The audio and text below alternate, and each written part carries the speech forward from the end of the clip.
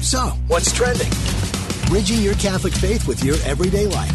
You're listening to Trending with Timmerie on Relevant Radio.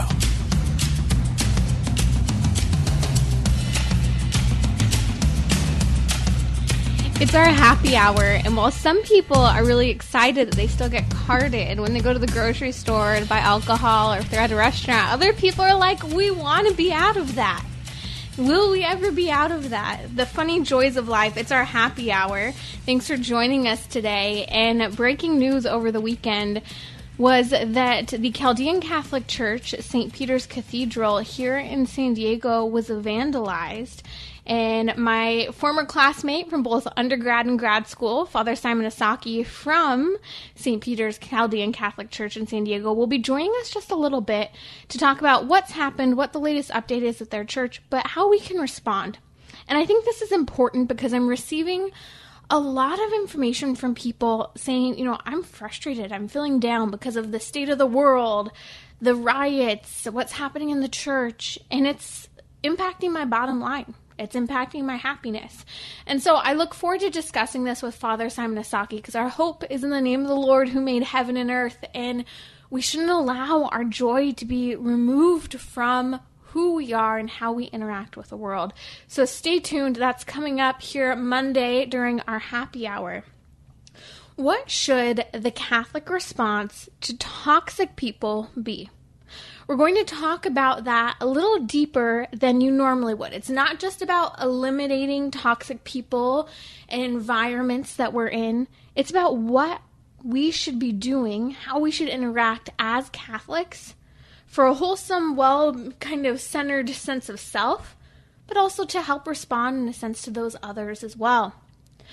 So today we're diving into everything from lessons from life coaches on happiness to toxic people to handling the state of affairs in the church, the world, and our personal lives.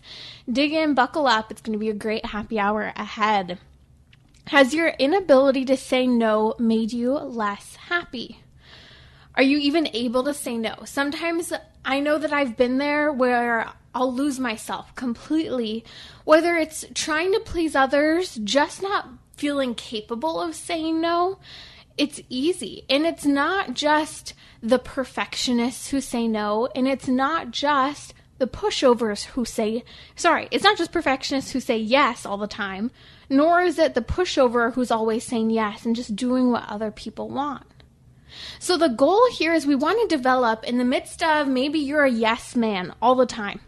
You're constantly saying yes to people. The goal here that we want to develop in talking about this is to have a state of emotional integrity.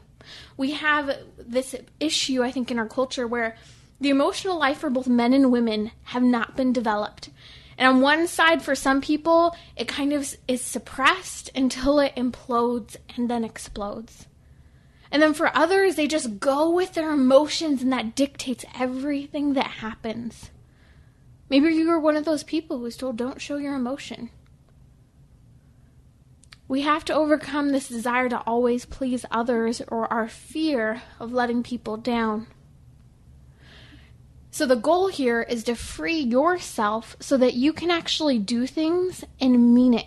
And have your acts, those things that you do, those things you say yes to, the people you interact with, for you to be more virtuous in those situations. In fact, if we look at Catholic teaching on morality and ethics, if we look to Thomas Aquinas and Aristotle, something's very clear. And this was a turning point for me with regard to the whole topic of saying yes all the time. Just because you say yes all the time, it doesn't make you a better person. It doesn't even make you a good person. Because if you're doing something but for the wrong reasons, the act itself isn't virtuous. In other words, you're not really growing from it. So if you're doing something to please someone, to make someone happy because you're afraid to say no, or maybe you just don't even know how to say no, you're actually not even doing something good at all, even if on the outside it looks like it. A life coach by the name of Fiona Moss talks about how she overcame this state where she says she was exhausted, scrambling to keep her head above water, trying to be everything to everyone, and trying to do everything right. And she was trying to please, she says, everyone but herself. She at one point made a change, and part of her path to making a change here is she had to A, stop pleasing everyone, and B, had to say no more often. Is that you? I feel like we live in this state of perpetual stress and anxiety, and because of it, we've lost our sense of self, our own worth. We weren't created to be robots. Just like God created us with intellect and free will, God had made us so that we can come to know something, the reasons why and how, and then freely choose it. You see, we become a slave when we just say yes to everything. We're not meant to be robots. Just like God didn't make us robots to perfectly obey his every commandment, so why would we do that to ourselves?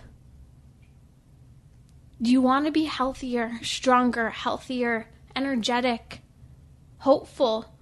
Then appreciate the freedom that God gave you. Let's not make slaves of ourselves.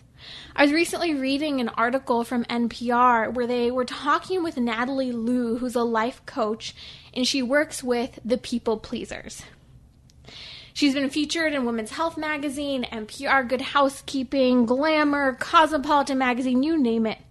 There are a few key things that stood out to me in what she said. She recommended that in order to start to change this dynamic, we have to have a period of self-observation. It's a week where we start to record our yeses and our nos. How did we feel when we said yes or no? Were we stressed?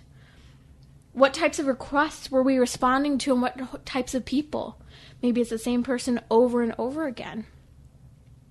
Then she talked about how we should start noticing, or after that week of observation, start saying no a certain number of times. Maybe you have a goal of like 10 times I'm going to say no to people this week. Maybe it's just specific people you need to say no to, or particular situations that are a weak point for you. Then she goes on to talk about, and this is important because like any behavior modification, there's going to be a transition period, a different feeling, a difficult feeling. You might even find yourself bored or free or confused as to what to do with this new time. So then from here, Natalie Liu, the life coach, starts to recommend that we begin to understand what you can and can't do within reason as you start saying no. You start to have this sense of, how much can I actually take on my plate? What do I actually need to get done that's not getting done? That's causing me, as St. Edith Stein often talks about, when people atrophy. St. Edith Stein actually talks about how women in the workforce is one of the great gifts of that female complementarity to men in any environment. Because women have this distinct ability to see the person and to draw the person out of this almost workaholism or overcommitment that will lead to a person atrophying. I love that she uses that word, to atrophy. So as you begin to understand what you're capable of within reason, do you notice maybe those times throughout the week, particular situations or with specific people where you feel trapped? Was your energy being leached from you? How was your mental, emotional, physical response? I'll never forget, there was this client I had that I was working with some years ago.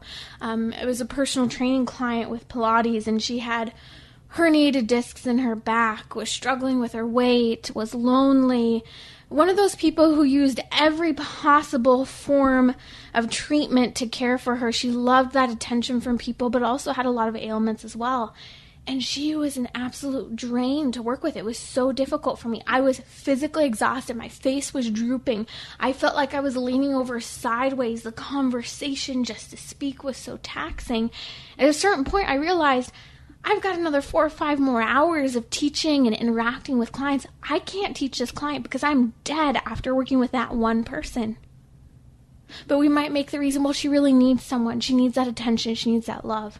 I can really make a change for her body. It's good money. And we can make all these reasons as to why we're still doing what we're doing. But at the same time, there's a certain point where we have to say no, because that's what's best for us. And so the challenge is here is, before you say yes next time, pause. Ponder whether or not you really do have to say yes in this situation. And a brief thought on obligation. Obligation doesn't mean we should be a slave to something. There may be a sense of responsibility, but we should take responsibility with honor. We should be much obliged to do something. There's this part where not only is it an obligation, but to be obliged, I want to or I'm compelled to do something. So don't let yourself be bogged down by responsibility and obligation. Recognize, no, this is good for me to have obligations, but don't create obligations where there aren't any. And when you do let go of those false obligations or that false guilt and so forth, it's going to put you in a better place to be more respectful and appreciative of those obligations you do have, because they will transform you. It's something you can and should take on. So I challenge you in this art of saying no. We're going to talk more about joy later on. What's the difference between joy and happiness? We often talk about that here on Trending, and I want to dive into it a little bit more in just a second. My guest today is Father Simon Esshaki. Now, Father Simon Esshaki is can we go way back? We went to undergrad school and grad school together, studying theology at John Paul the Great Catholic University. When he was a seminary, I was in undergrad as well, and life has changed so much during these times. Father Simon, we've been facing so much turmoil here in the church, and many people are discussing how it's impacting their happiness, their ability to cope and move forward throughout the day. I wanted to bring you on because you recently experienced, you're a Chaldean Catholic priest here in San Diego, and you're at St. Peter's Catholic Church, and there's recent vandalism that occurred there at the Cathedral. Can you share with us a little bit about what happened? Yes, of course. And first of all, I just want to say hi, Timmerie, and I hope that you and Gabriel are doing very well. Long time no see, and I love the work that you are doing with Relevant Radio and to try to spread the gospel message. So thank you for that.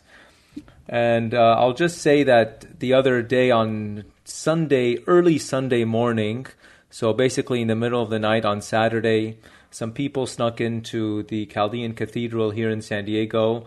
It's home to thousands of Chaldean Catholics who come here to worship and pray, and it's actually been around for over 30 years, and nothing like this has ever happened before until now. What happened was people walked in and they vandalized the whole front wall of the cathedral, including actually also the front floor of the church outside, and they put a bunch of random symbols that have to do with a lot of what's going on in the political world today. We don't really know what it means. We don't know who did it, but the police are investigating it. A lot of people came around the church and helped to clean the morning after, and a lot of people have been showing support for the church. So we thank God for that. Father Simon, it's incredible because people think that there's just kind of one mob movement behind everything, but even just looking at the destruction done there to the church, and if you're just joining us, you can actually go and head over to my Instagram story where I post a link to the video with everything from swastikas to Black Lives Matter, white power, Biden 2020, all these different words thrown up on top of the church, including, I think, this sign of Satan as well as an upside down cross. And it's shocking to me, Father Simon, that this happened specifically to the Chaldean Catholic Church, because your people fleeing from Iraq have faced so much persecution in the name of faith, and you'd think that here in the United States there would be a place of freedom of worship and respect and integrity in situations like that, but that's not what we're seeing. So what's kind of been your community's response over the shock of being targeted? Yeah, definitely. So I just want to share something about my experience about what you mentioned about how our Chaldean Catholic people have been persecuted, and really a lot of the Christians in the Middle East have been and continue to be persecuted for their faith. And just one thing that I saw something very similar to what happened to my cathedral. When I was in Iraq about a year and a half ago, I got a chance to witness a beautiful event when actually the Chaldean Church ordained a new bishop for the Diocese of Mosul, which had been overtaken completely by ISIS, and after 5 years it got rebuilt, and so for that process we reestablished a bishop there. But I went around and I saw the destruction that ISIS did to a lot of the Chaldean Catholic villages over there. And one of the things that I saw was that they had vandalized the churches and the monasteries, and on some of them they put on the walls property of the Islamic State on the church walls. And they also used the church walls as target practice. And so there were a lot of bullets. And basically, I saw homes destroyed. And basically, the reaction of our people here in San Diego to this was that we first of all thank God that nothing happened, that anybody was physically harmed with these evil attacks. And we remembered what our people are going through in Iraq and what Christians are going through throughout the whole world. And it was just a reminder for a lot of people to pray for those people that are being persecuted, and to also pray for those who are doing the persecution, because we know that they really need God's grace and His peace. That's Father Simon Esshaki, a Chaldean Catholic priest at St. Peter's Cathedral here in San Diego, which was vandalized over the weekend, along with a number of other churches, actually even another here in San Diego as well.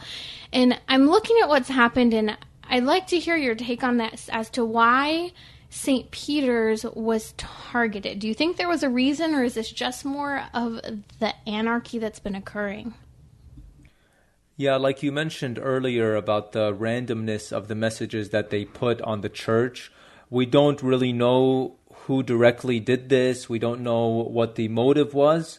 And we really honestly have no idea why they chose St. Peter's.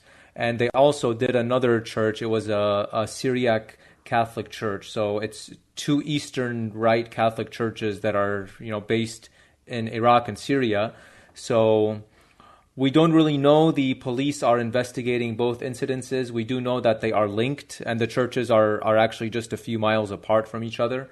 So the police are investigating it. We got a lot of evidence of what happened, and so we'll be finding more in the coming days. So we'll stay tuned for an update as if they find who did this. I know there was surveillance footage that was posted from one of the other priests there at St. Peter's. Father, what should our response be as we're facing this ongoing attack and persecution at the Catholic Church that is arbitrary at times, not a clear reason? How do we respond? What's your response been to this? I want to mention something based on the gospel, and this was actually the gospel reading for yesterday in the Chaldean church. It was Jesus' parable of the weeds among the wheat, and he spoke about how the wheat, the good seeds, are planted by the Son of Man himself, and the seeds are the children of God. And on the other side, the weeds, which is basically the poison that the enemy plants, are planted by the devil, he says, and that the bad seeds are the sons of the evil one. And so what we can do ourselves as members of the body of Christ, I think the main thing that we can do is to try to plant seeds of the gospel everywhere we go, and not to wait for the people that do evil things to change, but to change ourselves first and to see how we can better ourselves, how we can be more holy, and how we can more faithfully represent the message of Jesus Christ to this world that is in real need of holiness and of true saints. So I think we need to be saints ultimately, and I think that is the best and the only option that we have with everything going on in this world. If you're just joining us, that's Father Simon Esshaki of St. Peter's Chaldean Catholic Cathedral here in San Diego that was vandalized over the weekend. And you may think Father Simon, and if you're a little younger, you might be asking the question, is that the TikTok priest?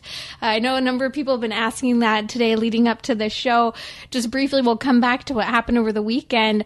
Why TikTok? Why have you chosen to reach out to so many people via TikTok, and what has the response been?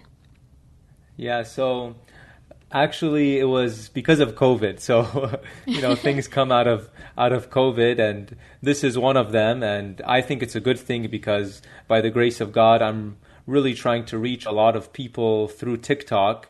And I really didn't even know how the app worked. And when I started it in March, I was one of the only priests on the app. And so a lot of people were just interested once they saw a priest on the For You page. They saw my collar and they just apparently wanted to hear what I have to say. And so a lot of people started following me, and obviously some of the teachings of the Catholic Church are controversial, especially when it comes to what the world says.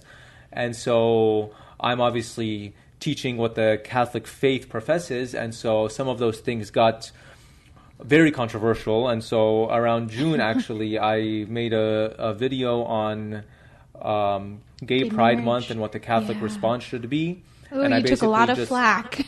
Yeah, and I basically just said what the Church officially teaches on the topic, how we should love everybody but not endorse them in their sin. And actually TikTok, they shadow banned me permanently from what I saw, which means that they were not sending out any of my content to their public pages anymore. So I had to make a new account, and I did, and so now I'm back to a new account and still posting messages of the gospel and trying to interact with people of all different faiths. For those who aren't familiar with TikTok is one of the latest social media apps sharing short videos often put to music or silent, very short clips with profound teaching that you've done. And it was fascinating back in June during Gay Pride Month, the response that you received. I mean, I think if I remember correctly, even some of your families, your sister who's a dear friend of mine, others, were being threatened by people for you having put this up on social media. And it reminds me of kind of this question that has occurred a lot over the last few weeks during our happy hour. Sharon and Olivia asked it last week on Instagram yet again. My happiness is being impacted essentially by what's happening in the church, the persecution, the state of people in the world. How do you, and especially someone who's coming from the Chaldean Catholic faith and the persecution there in Iraq and the lack of religious freedom, how do you remain joyful in the face of trying times, whether it's from Iraq or even being persecuted for just sharing the truth and love of the gospel message through TikTok? Yes, so I would want to go back in answering the question to even before the Iraqi Christian persecution, but to go way back to the beginning of the first Christian persecution of Acts of the Apostles, and the apostles and the first Christians, how they were persecuted. And there's a verse in the beginning, one of the first few chapters of Acts, it doesn't come to my memory right now, but it's in the first 4 or 5 chapters of the book, for those of you that want to go check it out. It points out that after the apostles were preaching the gospel, and after they were being physically punished and verbally punished as well, and being warned to not speak in the name of Jesus, it says that they left, and it says that they rejoiced because they were counted as worthy of sharing in the suffering of Jesus. So their rejoicing and their joy is our inspiration, that we are sharing in the suffering of Jesus Christ. And that is what the Christian life is. It's what Jesus tells us when he says what the conditions of discipleship are, that we have to take up our crosses and follow him and do everything that we can to live in unity with him. And so we have to rejoice in our sufferings, as St. Paul says, and try to use it to sanctify ourselves and to sanctify this world. That's Father Simon Esshaki here on Trending with Timmerie. A college reunion for the two of us. We'll have to do this again, Father Simon, very soon. Thanks for joining us. We'll be right back here on Trending with Timmerie. Day 21, Virgin Most Powerful, pray for us. We've all heard stories about how a mother can have almost superhuman strength when it comes to protecting her young child. Well, Our Lady has more than superhuman strength when it comes to protecting us. She has supernatural strength. So if you need something, pray the rosary every day for that intention. There's a story that's told about a handsome young man who married a beautiful young woman and then shipped off to war a few days later. Away from his bride in the terrible jungles of the South Pacific, they'd pray the rosary for each other every night. That mutual daily recitation of the rosary for each other became their lifeline for hope. 4 years later, he returned, safe and sound, after World War II from the jungles of New Guinea, one of the few men of his company to survive. And he credited it all to Our Lady, the Virgin Most Powerful, and the daily recitation of the rosary. Virgin Most Powerful, Pray for the church and our nation. Catholic professionals find purpose and take your career to the next level by experiencing Tepeyac Leadership Initiative. TLI is a 5-month experience, which you can access from anywhere in the U.S. Visit tliprogram.org to learn more. Turn your Catholic faith into the driving force in your career through professional development and spiritual growth. Go to tliprogram.org now. Be part of the next generation of Tepeyac leaders. tliprogram.org. We're talking about what you're thinking about. You're listening to Trending with Timmerie on Relevant Radio and the Relevant Radio app.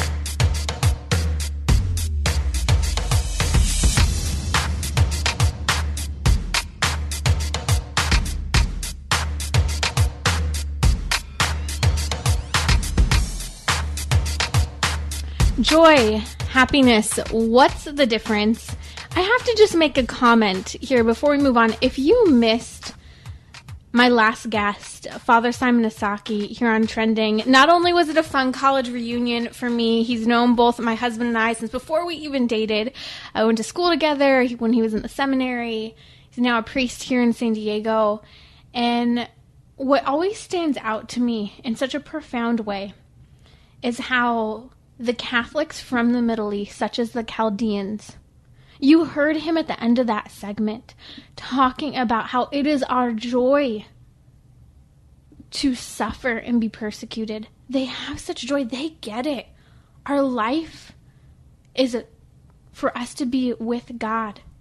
And no matter what our path to him may be, painful or comfortable, that's where we should be oriented, and it should be our joy to go there. And so when we talk about joy versus happiness, there's a lot that could be said.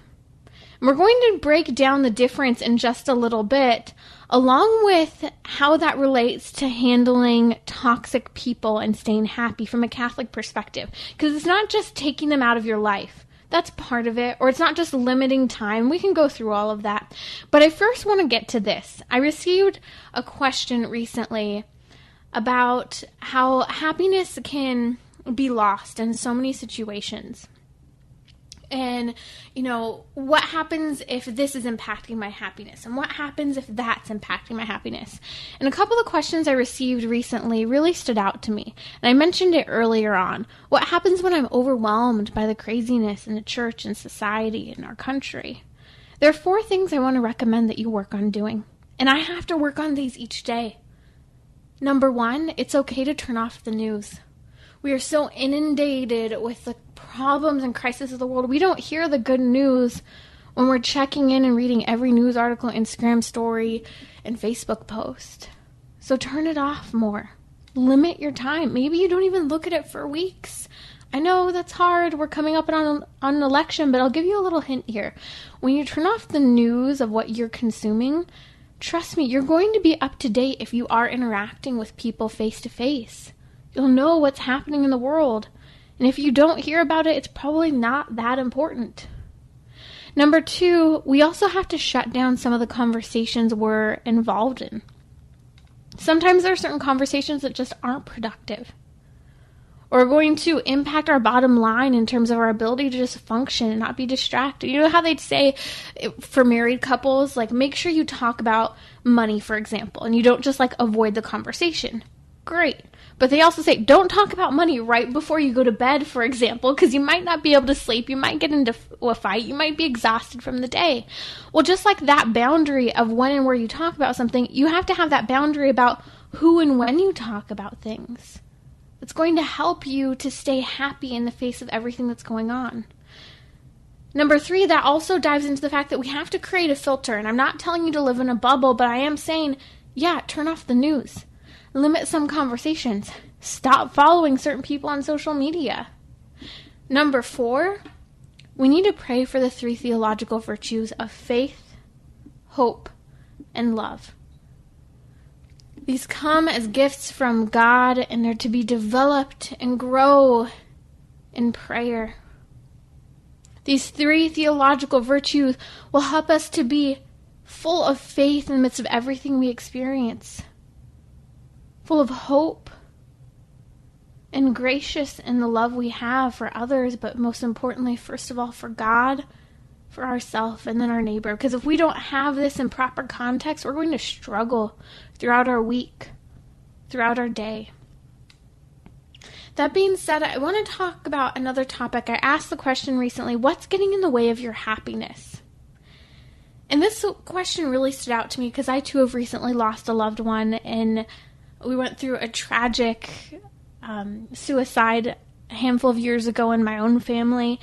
Very sorrowful circumstances, and I have a lot of friends and family who are surrounded by a lot of loss right now. And so Amaryl on Instagram said this. She said, "My husband stepping away from the church is affecting my happiness. He refuses to go." Another said her spouse's death has impacted their happiness, and they're having a difficult time because they're so heartbroken over the loss of a loved one. Let's take that second question first. Thomas Aquinas talks about why sorrow arises. Maybe you've lost someone in your family, a close friend. Maybe you've even just lost a friendship that you had, not even the death of someone. You're mourning that friendship. Thomas Aquinas says that sorrow arises from love. If we were to break that down, this is because the thing that is loved is either absent from us, or what we love is perhaps being afflicted by evil in some way. And perhaps there's been some cause for separation, whether on your part or theirs, or maybe you're just two people who grew apart, or maybe there has been death and you're mourning the physical loss of their presence. This is where faith, hope, and love come into play. We as Catholics have hope in the resurrection, and we prayerfully intercede for our loved ones who have died out of an act of love for them and hope in God and His promise of resurrection for those who have been faithful. But also we have to remember that our joy can't be destroyed. And we're going to talk about what the difference between happiness and joy. If you don't know what it is, we'll talk about that in a minute. But joy cannot be destroyed because joy is a virtue. It's a gift from God, and it stems from our love for God. As I said, we'll talk about this more later, but if we're really focusing on joy and not just how I feel happy at the moment, you're going to see you're able to maintain this baseline through the sorrows of life and through the happiness of life and everything we experience. Sorrow should always be temporary. And it's true because we're missing someone we love, but we have to remember our happiness is not contingent upon other people. And this is why I want to come to this question on Instagram from Amaryl about how her husband stepping away from the church is affecting her happiness. He's refusing to go. And we have to talk about this from the perspective of our happiness is not contingent upon any other human being. Even in marriage, our happiness cannot be contingent upon whether or not that person's happy with us, sad with us, angry, stressed, refusing to go to church. As heartbreaking as it can be that our loved ones aren't going to church, maybe you have a son or daughter who's refusing to go, we still have to be honest with ourselves. And I think part of this is this acknowledgement that perhaps in their refusing to go to church, we're being honest with ourselves and acknowledging that there's been some sort of physical, emotional, or psychological distance that's already been isolating them from their faith. Maybe some intellectual hurdle. A person who chooses to stop going to church, it's not just an isolated event. It's something that's been building for a time. And so when someone chooses not to go to church, I think it's an opportunity to say, okay, what can I do? How can I adjust now? Sometimes I think we allow ourselves to believe we're happy while not acknowledging or being honest with ourselves about a situation. It looks good on the surface, and so we can hold it together and be happy, but in reality, things aren't that great underneath the surface. That belief in the faith is someone just going to go through the motions. And some might say, hey, that's great, at least they're showing up. Yes, but at least they're being more honest and more people can lean in and help out when someone's refusing to go. So take solace in knowing and acknowledge the big picture that more is going on than just the person not going to church. And my challenge for you is take joy in loving your husband in the face of the separation from church. This is what Christianity is all about, bringing Christ to others. That doesn't mean us taking the person physically to Christ. It's us taking Christ to others. And so I challenge you, pray for your spouse. But show your husband Christ by the way you interact with him lovingly. Stepping outside of the box with humility. Working on those things he brings up about you that he finds problematic. Be the change you want to see in that relationship.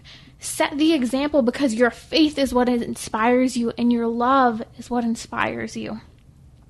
And so that faith and love shown in your actions will influence others. It's the science, the school of psychology, that even if one person in an unhealthy dynamic changes, the whole dynamic and the other people begin to change as well. And so I keep looking to 1 Peter, the other books of the scripture, and the challenge specifically given to Christian women in the early church was this. There was a fact that was happening of most of the Christians people converting to Christianity were women. Because the Catholic Church, Christianity held women in such a high regard in a way that they hadn't been respected before. And so all these women were converted, their husbands were, or maybe they just kind of went along and they weren't quite there. And so St. Peter, the first pope, challenged women, convert your husbands by how you talk to them, how you interact with them, by your virtue, by your gentleness, by us bringing Christ to others, not forcing them to go to Christ. This will bring us authentic joy and happiness because we're doing it for the right reason, to bring Christ to others and to be that light in the world, to be that light in the darkness. So I challenge you, take back your freedom. Don't lose your joy because of the sorrow or because of the grief of others in the world. We're created with intellect and free will, which means we can come to understand something and freely choose it. And if we first choose God, everything else will fall into context. We'll be back here on Trending in just a little bit, talking about how we can, specifically as Catholics, manage toxic people in toxic situations and stay happy. We'll be right back. Timmerie will be right back. You can reach her on Instagram and Twitter at Timmerie. That's Timmerie. Bridging your Catholic faith with your everyday life. You're listening to Trending with Timmerie on Relevant Radio and the Relevant Radio app.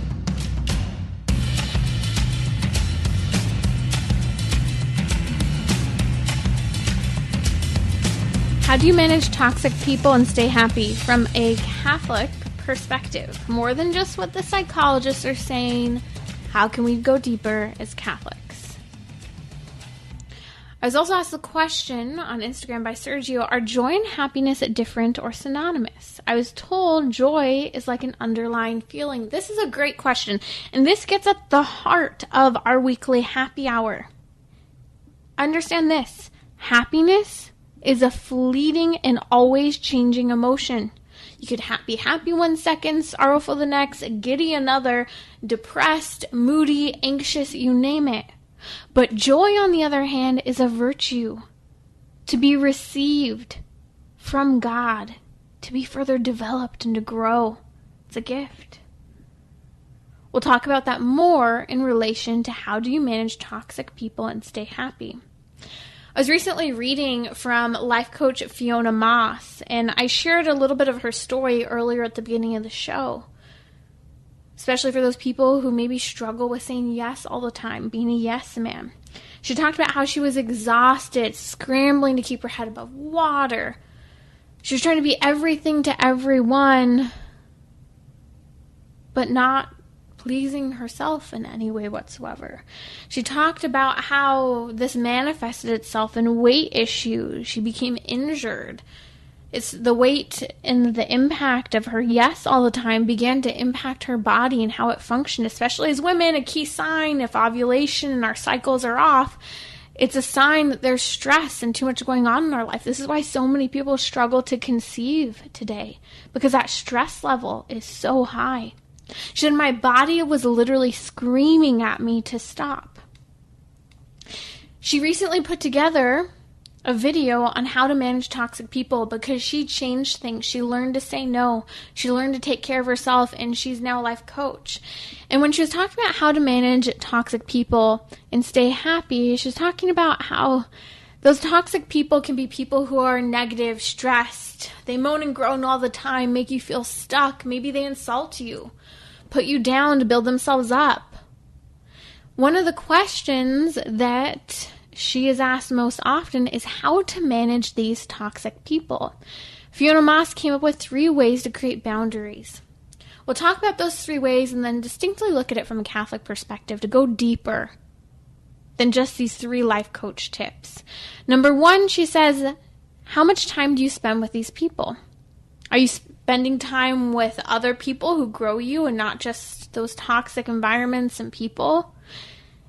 And how can you shift the dynamic to spend time around better people? This is a great question.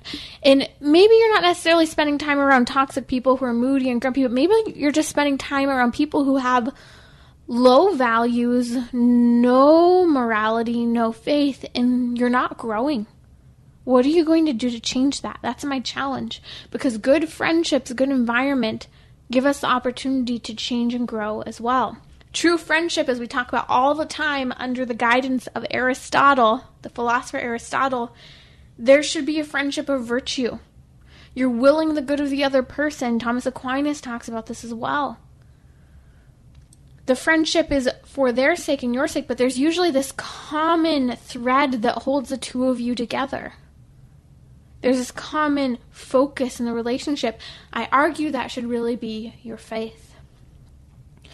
So number 2, Fiona talks about ways to keep boundaries with other people is when you're with toxic people, what conversations elicit the negativity?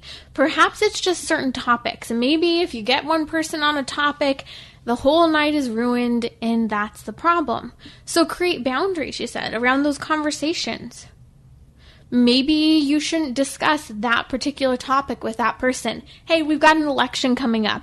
There are productive and non-productive conversations that can occur surrounding an election. Not that we shouldn't be evangelists and talk about the important moral issues that we are going to vote on as a church, but sometimes just bringing it up and arguing again and again and again with certain people isn't really that helpful for us or for them. Number 3, we have to consider in creating these boundaries the fact that their feelings are likely never going to change. If they're one of those people who, if it's a person who's just negative in general, stop trying to change them. You don't have to take that on. You also don't have to take on their emotion. You also don't have to be empathetic to the point of your emotions being impacted where you're now depressed and sorrowful and angry and so forth as well. But let's take this further from a Catholic perspective. How can we go deeper? I mentioned earlier the difference between happiness and joy. Happiness is a fleeting emotion that can change. I can be happy one second, giddy another, sorrowful, anxious. All these different things can occur. But joy is a virtue. It's a gift. So let's not feel stuck around toxic people and toxic situations. Let's talk about virtue and how this can change the whole dynamic even more so. St. Thomas Aquinas, points to Romans chapter 14 to demonstrate that joy is poured into us by the Holy Spirit. You see, Aquinas talks about how, quote, joy is caused by love. Now, the reason joy is caused by love, because it can be in the presence of that thing or person that's loved, or it can be by abiding in that love. He says, he actually refers to enduring in love. This is where if we abide in Christ, if we endure suffering, even in the face of the worst circumstances, but if we do it out of love for Christ, joy is caused because of this. This is where Christianity can be so confusing. Where there is love, there is joy. When we're talking about love, we're talking about charity. Charity is the love of God, because there are different dimensions of love as well. Caritas in Latin, or agape in Greek. Charity is a love of God. Seeing others and yourself in this perspective changes the entire dynamic when we talk about toxic people, because we love them because of the love God has for them. We should not feel stuck in them, stuck in their emotions, because we're separate human beings. But for some reason, we don't allow that separation to occur that's important and healthy. Yet we can take a Christ to them, as we talked about earlier. Be that bearer of good news before them. In 1 John chapter 4, John, the beloved apostle, says that he that abides in charity abides in God, and God in him. In other words, our happiness should not be so impacted by the catastrophes of the world, the death of a loved one, so-and-so leaving the church, or the toxic attitudes of other people. Again, the Apostle John said, the beloved apostle, that he who abides in charity abides in God, and God in him. If we have a love for that person, we're going to recognize that God has such a great love for us. He gave us human freedom. And who am I to take that freedom away from another person? And yes, it could break my heart that they are not choosing to go to church, or perhaps they've died, or perhaps they're living in a toxic environment, whatever it might be. We still can have a love for them out of respecting their freedom. And that's challenging. But that's what God's done for us. We need to pray for those gifts from God to continue to abide in his love joyfully. But if we do have that absolute love for God, that charity, that love of God, joy will remain in the face of these challenging circumstances and people that we have to manage. St. Thomas Aquinas says that spiritual joy, which is about God, is caused by charity. So at the heart of this, where is our prayer life? Because if we are truly praying, for example, that rosary, when we're praying for the theological virtues of faith, hope, and love, charity, right? That last one, charity, we're going to see that not only will we become more charitable, more loving toward God, toward ourselves and neighbor, we will become joyful individuals. Charity is the love of God and seeing others and ourselves in this perspective. If we can see others and ourselves in this perspective, our joy will be complete. We will not be searching for answers in all the wrong places, no matter what state in life we're in, because we'll be so rooted in God. We'll understand the freedom that other people have, the freedom that we have, that we can defect and so can others, but that God's love always abides and remains and is there for us if we so choose to be with him. You're listening to Trending with Timmerie. We'll be back tomorrow with Jim O'Day talking about what happens when you lose your job or you're laid off. How do you bounce back?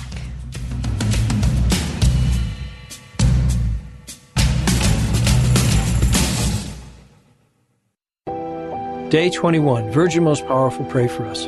We've all heard stories about how a mother can have almost superhuman strength when it comes to protecting her young child. Well, Our Lady has more than superhuman strength when it comes to protecting us. She has supernatural strength.